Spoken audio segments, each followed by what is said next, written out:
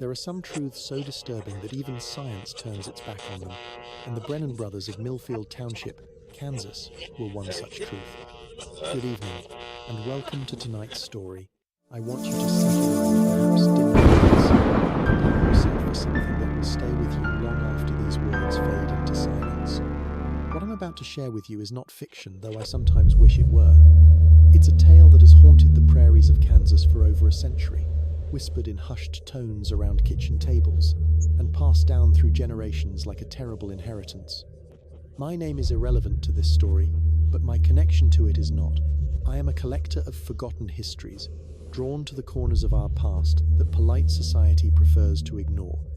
This particular account came to me through my great-grandmother, who received it from her own mother, who had been there, who had seen, who had fled. The year was 1878, and Kansas was still raw with the memory of bleeding borders and the promise of manifest destiny. The great wheat fields stretched endlessly under a sky so vast it seemed to swallow men whole. In those days, homesteaders carved their lives from unforgiving earth, their nearest neighbors often miles away, connected only by the thin threads of determination and desperate faith. Millfield Township existed more as an idea than a proper toner scattering of sod houses and wooden shacks clustered around what optimistically called itself a main street. There was Hendrick's General Store, a one-room schoolhouse that doubled as a church on Sundays, a blacksmith's forge that served 3 counties, and perhaps 50 souls all told, if you counted the children and the elderly together. The winter of 1878 was particularly harsh. Snow began falling in early November and didn't stop until February, creating drifts so high they buried fences and made travel between homesteads nearly impossible. It was during this isolation, this enforced solitude, that the Brennan family first drew the attention of their neighbors. The Brennans had arrived the previous spring, a widowed father named Josiah and his 4 sons, Matthew, Mark, Luke, and John, biblical names for what should have been ordinary boys. Josiah was a thin, severe man with prematurely grey hair and hands that shook when he thought no one was looking. He claimed to be a former seminary student from Ohio, though he spoke little of his past and attended church services with an intensity that made even Pastor Whitmore uncomfortable. The boys were aged between 12 and 18, and from the beginning there was something peculiar about them. They never played with the other children, never participated in the usual rough-and-tumble games that occupied prairie youth. Instead, they moved with an odd, synchronized precision, like dancers who had rehearsed the same routine for years. When one would turn his head, the others would follow, as if connected by invisible strings. Mrs. Agnes Thornton, who ran the boarding house and served as the township's unofficial chronicler of gossip, first noted their strange eating habits. They came into Hendrick's store every Friday, she wrote in her diary, which I discovered years later in an estate sale. Always together, always silent. They bought the strangest things raw beef by the pound, though they had no ice house. Herbs that no Christian family would need, and they paid with coins that looked old, older than anything that should have been in circulation. But it was their physical appearance that truly unsettled the townspeople. The boys shared an uncanny resemblance that went beyond normal sibling similarity.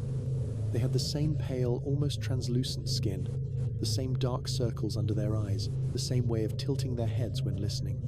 Most disturbing of all, they seemed to age differently, not just slowly, but inconsistently. Neighbors would swear that John, the youngest, looked older some days than Matthew, the eldest. Dr. Henry Caldwell was the closest thing Millfield had to a man of science. He'd trained at a medical college in St. Terrell. Louis, before the lure of cheap land and the promise of serving frontier families, brought him west. Dr.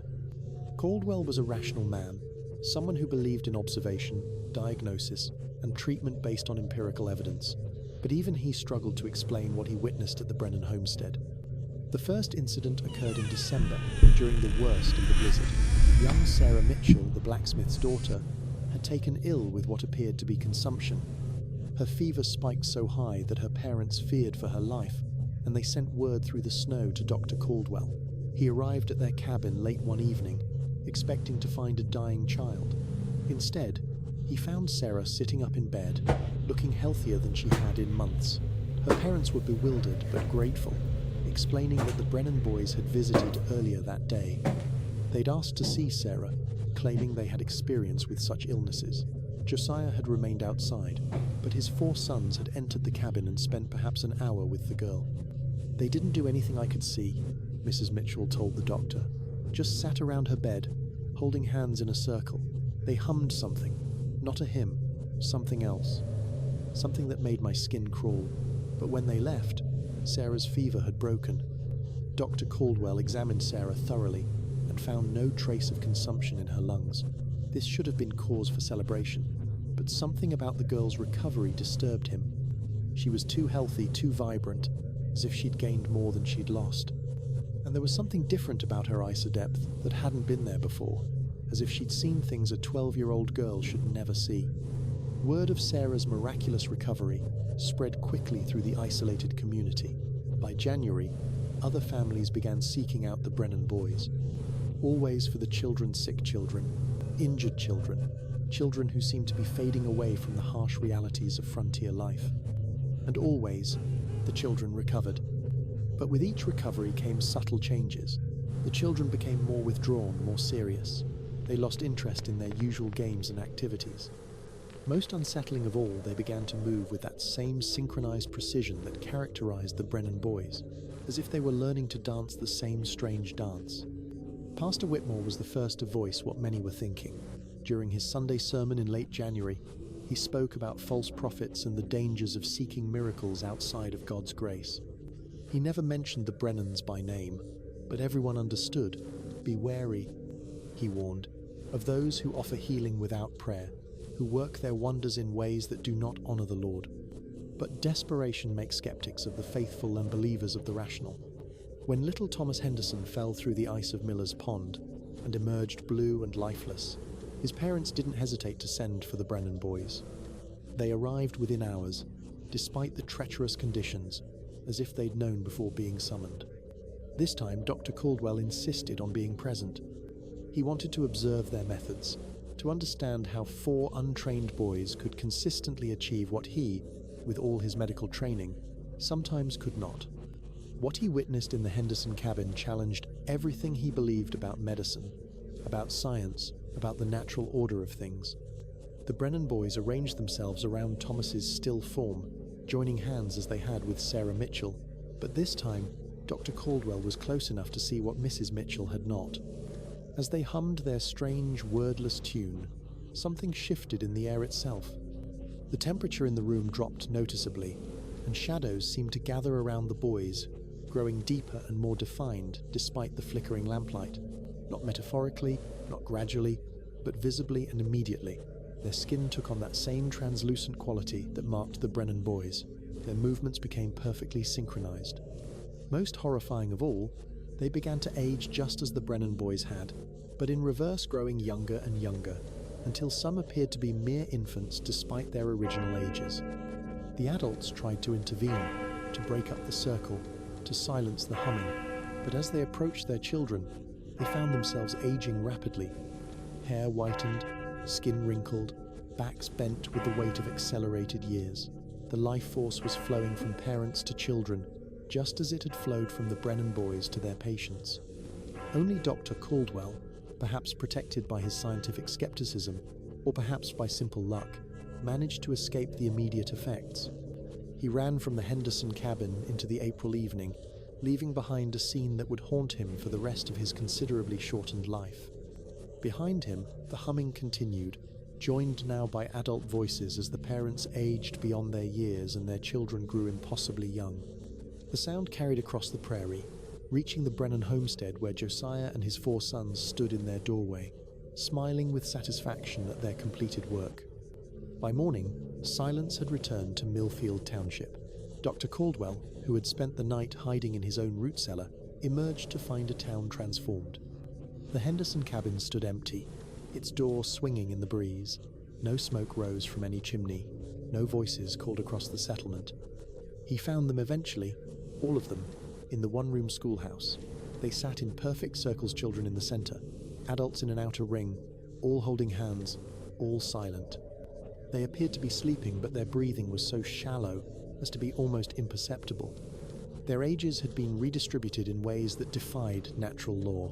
Some children looked ancient, some adults appeared newborn, and all bore that same translucent skin and deep, knowing eyes. At the center of it all sat the Brennan boys, now aged to ancient men, their father beside them appearing no older than a teenager. They were conscious, aware, watching Dr.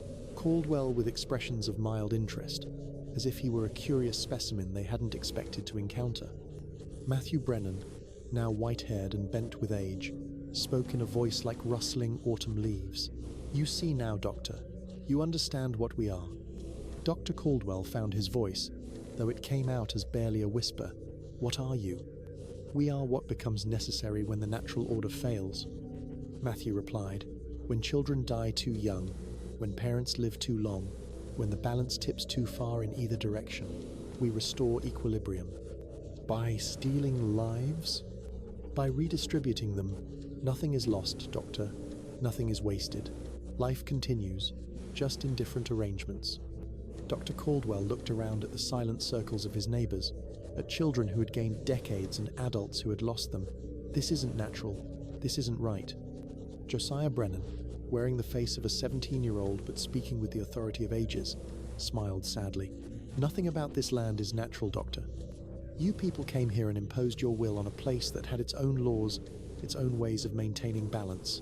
We are simply correcting the distortion." "The other children, Sarah, Thomas, the others you healed, you were preparing them, weren't you? Training them?" "Teaching them," Luke corrected, his voice now that of an elderly man trapped in a middle-aged body, showing them the truth that adults refuse to see. That life is not individual possession, but communal resource. That death and youth are not fixed states, but fluid conditions. Dr. Caldwell backed toward the door, his rational mind struggling to process what he was seeing and hearing. "What happens now?" "Now?" John, the youngest Brennan, spoke from the mouth of what appeared to be a 90-year-old man. "Now you choose, Doctor. You can join us, become part of the balance we maintain, or you can leave, carry this story with you, and spend whatever time remains to you trying to convince a world that will never believe you." "And if I choose to leave?" "Then you leave," Mark said simply, "but you'll carry us with you forever. Every child you treat, every life you try to save, you'll remember that there are other ways to heal, other ways to preserve what matters. You'll spend your nights wondering if we were monsters, or if we were the only honest healers you ever met." Dr. Caldwell chose to leave. He gathered what few possessions he could carry, abandoned his practice, and fled Kansas that very day. But the Brennan brothers were right about one thing: he carried them with him.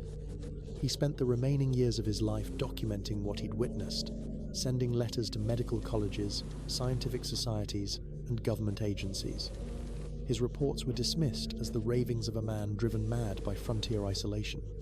The few investigators who bothered to travel to Kansas found Millfield Township exactly as it had been before the Brennans arrived, a struggling settlement of farmers and shopkeepers, with no memory of the family that had changed everything. The people Dr. Caldwell had seen in the schoolhouse were gone, vanished as if they'd never existed. The children who had died and been healed were once again dead, their graves properly marked in the small cemetery behind the church. The adults who had aged to death were buried beside them, their headstones bearing dates that suggested they'd lived normal, unremarkable lives. Only the Henderson cabin remained as evidence of what had transpired. Local children avoided it, claiming it felt wrong, though they couldn't explain why. Eventually, it was torn down, and its materials used to build a new general store, as if the community was unconsciously trying to erase any trace of what had happened there. Dr. Caldwell died in 1892 in a charity hospital in St. Louis, still clutching his final letter to the Smithsonian Institution. He was found to have aged prematurely, his body showing the wear of a man decades older than his actual years. The nurses reported that his last words were a warning about 4 brothers who would return when the balance tipped too far again. His papers were filed away and forgotten, dismissed as the delusions of a man who had spent too long alone on the frontier. But sometimes, in medical libraries and research institutions, curious students stumble across Dr. Caldwell's accounts. They read his careful descriptions, his detailed observations, his desperate pleas for scientific investigation. And sometimes, very rarely, these students begin to ask questions about the nature of life and death, about the balance between youth and age, about whether healing always requires sacrifice. They wonder if there might be other ways to treat illness, other approaches to extending life, other methods of cheating death that don't rely on technology and pharmaceuticals. But the questions always lead to dead ends. Research proposals are quietly rejected, funding applications disappear. Career paths redirect away from such inquiries, as if the scientific community has collectively agreed that some avenues of investigation should not be pursued. Because the truth, you see, is that the Brennan brothers were studied extensively, secretly, by organizations with names you wouldn't recognize and budgets that don't appear in any public records. What those studies discovered was deemed too dangerous for public consumption, too disruptive to the natural order that we've built our civilization upon. The reports from these investigations remain locked away, classified at levels that ensure they'll never see daylight. But occasionally, copies surface in the estate sales of dead government officials or in the abandoned offices of defunct research facilities, and sometimes people like me find them. What I've shared with you tonight is only the beginning of the story. The Brennan brothers didn't disappear when they left Kansas. They've been cited throughout history during plague outbreaks, in war zones, wherever the balance between life and death tips dangerously toward chaos. Always four of them, always aging and growing young in patterns that defy understanding, always offering their terrible gift to those desperate enough to accept it. They were in San Francisco after the 1906 earthquake, healing children pulled from the rubble while their rescuers aged decades in hours. They appeared in London during the Blitz, moving through bombed neighborhoods with their synchronized precision, leaving behind survivors who would never quite be the same. There were reports from field hospitals in Vietnam, from refugee camps in Rwanda, from disaster zones around the world, and they're still out there, still maintaining their balance, still offering their services to those who need healing more than they need to understand the cost. The scientific community's refusal to study them isn't born of ignorance or dismissal. It's born of knowledge, the kind of knowledge that comes with terrible consequences. Because the Brennan brothers represent a truth that would shatter our understanding of medicine, of biology, of life itself. They are proof that healing doesn't require technology or training, but sacrifice. That youth and age are not fixed states but currencies to be traded. That death is not an ending but a transfer of resources from one vessel to another.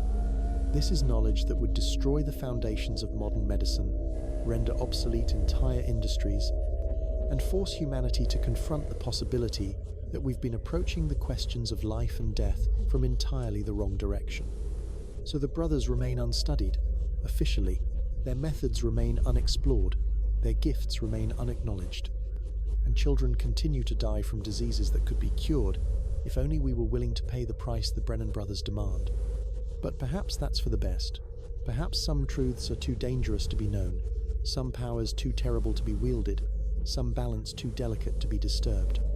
After all, who among us would be willing to age a decade to save a dying child? Who would sacrifice their youth to preserve another's life? Who would accept that healing might require not addition but redistribution, not creation but transformation?